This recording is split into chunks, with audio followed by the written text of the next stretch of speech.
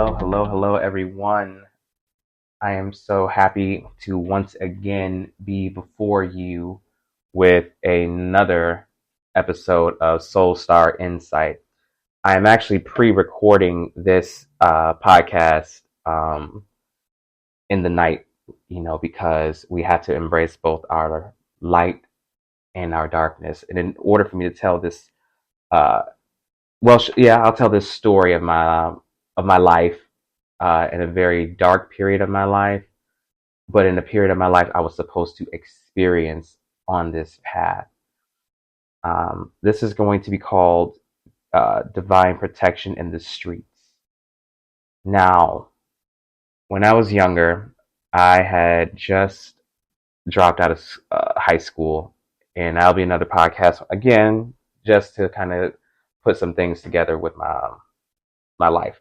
Anyhow, so I had just dropped out of school, and I just was at a point where I wanted to just put that behind me, move on with my life. I had already been through enough with high school, and I just wanted to find that love that I was really in need of at the time. And I really needed to have someone share some love and non-judgment with me at the time.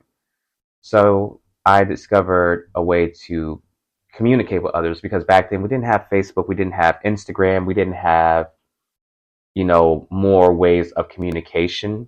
We did have MySpace and things like that, but see, I didn't have the technology to do those things. So my way of communication was to do the chat line. So I had started chatting with a guy around my age, and we had sex for a while. We chatted for a while until finally, almost out of the blue one night, him and his dad both agreed to come and pick me up. So I just was like dressed up and looking nice, putting cologne on and all this good stuff, right? So not even knowing what I was getting ready to walk myself into. So they pick me up. They go get some cigarettes, I think, from the gas station. We get to his place. Instantly, the world that he lived in was filled with chihuahuas barking all over the place. His mom opened the door looking stressed out. Kids in the other room that I didn't know was there, like his siblings and their friends. And they're all like kids, like under 10, and some maybe above 12 in our age group, of course, so adolescents. So long story short, I'm hanging out with him and his friends. I didn't even realize at this point that I was a target. It seemed all fun and great, but the whole time I was actually a target. And I had no idea that these guys, and probably even his parents, had already had it in their mind that I was going to be this guy that they were going to get to rob. And I can actually say that this is actually what happened, because it was revealed to me by this guy later on down the line, of course. So I started connecting with his mom, because I'll say like the second night I was there.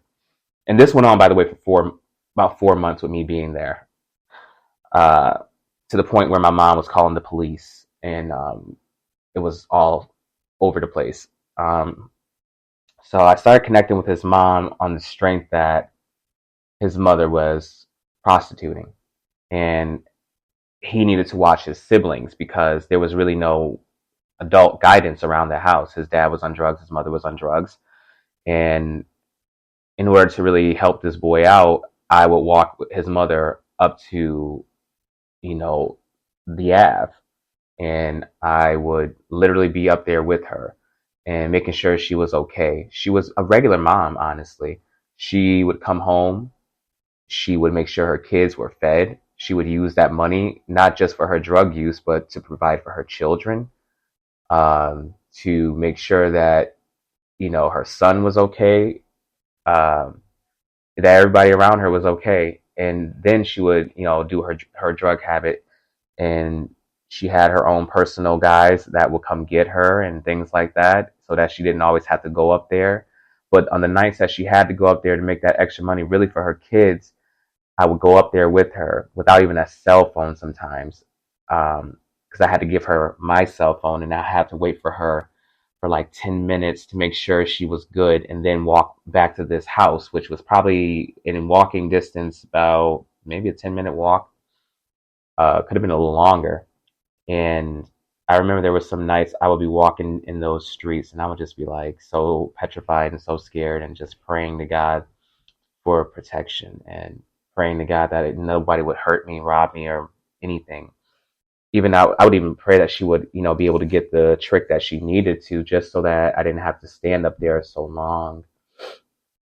So moving forward, I was doing all of this really in a way to get this young man's love. And I really wanted to impress him by being there for him, showing up for his mom, showing up for his brothers and sisters, sometimes watching them while he had to, walk her up there, or drive her up there, really, sometimes. And I would just be in all types of different situations, to a point where I would ask myself, how is it that I am alive right now? And it just got to a point where I ended up on drugs myself. And I'm gonna tell you how. I used to really judge people when I was younger and say, like, how could you end up on drugs? How could you end up, doing something like that, in, this and that, da da da da. So, like I said, I was a target when I first walked in here. These guys had the plan to straight up rob me. But they, when you're an empath, or somebody who is truly born to be a healer, and you come in here with a powerful spiritual team, you can't just be manipulated just like that. So they were like, oh, he's a cool cat. As an empath, I can transmutate that energy real quick. And, so his one so-called friend had it already in his mind. See, he was a real hustler. He was really about that life. He had a real trap house, 16 years old, pit bulls walking around the house. You can't even see them, but they in the house. You could see they shadow, like he was in a trap. This boy was really about that life. And so he found it within his mind eventually to pretend like we're going to go buy some weed, and we're going to go back and smoke and this and that. Because he seen that I was green. Like, he was the one that was really serious about robbing me. So we get back to my friend's house, and he feels bad about getting me on drugs, and just really needing some redemption, because at the end of the day, this boy is 16 years old. I'm literally 19 at this point, 4 months later. And we're both black males. And, we could still, at the end of the day, relate to each other and talk with each other. You know what I'm saying? This boy really was just in need of guidance. He had nobody but his older brother, who was really influencing him to do all of this type of behavior. And so, he starts to just become more like a friend, and more of a friend than this guy I'm trying to, hope magically starts loving me. This cat was in the closet. He was bisexual and not ready to come out. Whether his family knew or not that he was bisexual, his whole motive was to be neutral in the situation. And not to get too candid here, but we really didn't do anything intimate. It was really always about him being able to focus on working and making a really honest living for himself, and everything else that came along the way. I was there taking on the slack. Other faces came in the picture to we kind of just ended up all ending up in this home. Other people that his mom knew from the streets, not like that, but just one person. I won't name these people. She started staying in the house with us. So it's me and this other girl. We connect, we vibe, we around the same age.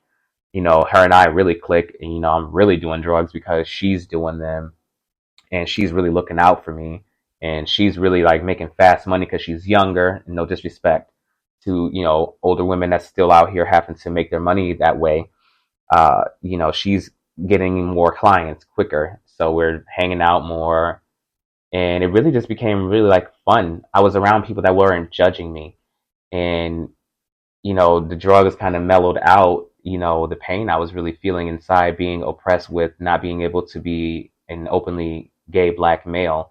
And this is again what I was talking about and I wanted to bring it around to being divinely protected in the streets when I spoke about the dangers of oppressing children. You see, this helped me to be open to people. I was able to tell these people, yeah, I am gay. These are the first set of people on the streets, baby, that I'm telling that I'm gay. I'm talking about people like that have probably murdered people. And I'm going to be honest, I'm not going to say no names. This is real shit that I'm telling right now. And these are people who have been to prison. Like, these are people really about that life. And these people are open and accepting of me. And throughout all of this, I knew I was divinely protected and divinely guided by beings beyond my ability to grasp. There was no way that I was being, part of illegal activities. It was to a point where even one day I'm up on the Ave and a cop approaches me and knew what was going on. And I didn't say what I was doing. And he said, wherever you live at, go back home. And I was petrified. I think that was at the point where I completely was like, listen, I'm not walking you up there no more. I told his mother, I'm not going to walk you up there no more. I can't do this. I am not about to go to jail for none of you. I don't know you like that. To be honest, I could be going home right now. My mother didn't kick me out the house. I left because I just needed to get away from this. I'm coming from a suburban life where I'm sheltered. I'm oppressed as a black man. I'm in a predominantly white town. I'm living in a home in a family where I am technically not really accepted for being gay. I haven't came out yet. And I have just come out of a school system that pretty much told me in 10th grade that I should consider dropping out and getting my GED each and every year that they got the chance to, until they finally told me to get up and go to study hall, and from there on not come back to school. What that does to a child at that tender age of, coming into adulthood, that is how you can lead yourself into danger, how a child can be led to danger because they give up hope. And they feel that the only way that they can feel love is to be loved by another person. When in reality, the love and compassion needs to be coming from their village.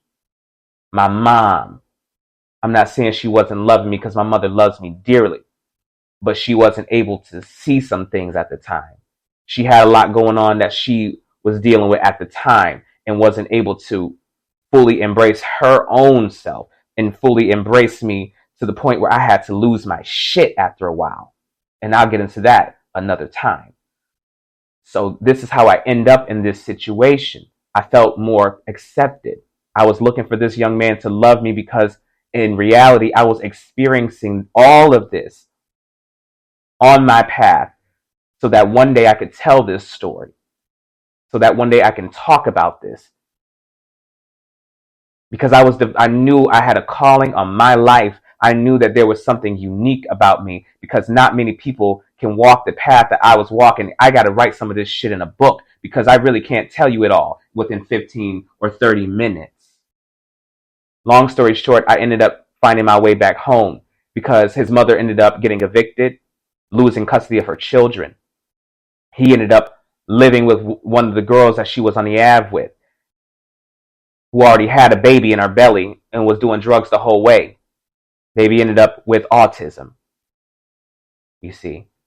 And I, returned to my normal life, where eventually I was able to embrace myself fully and speak my truth.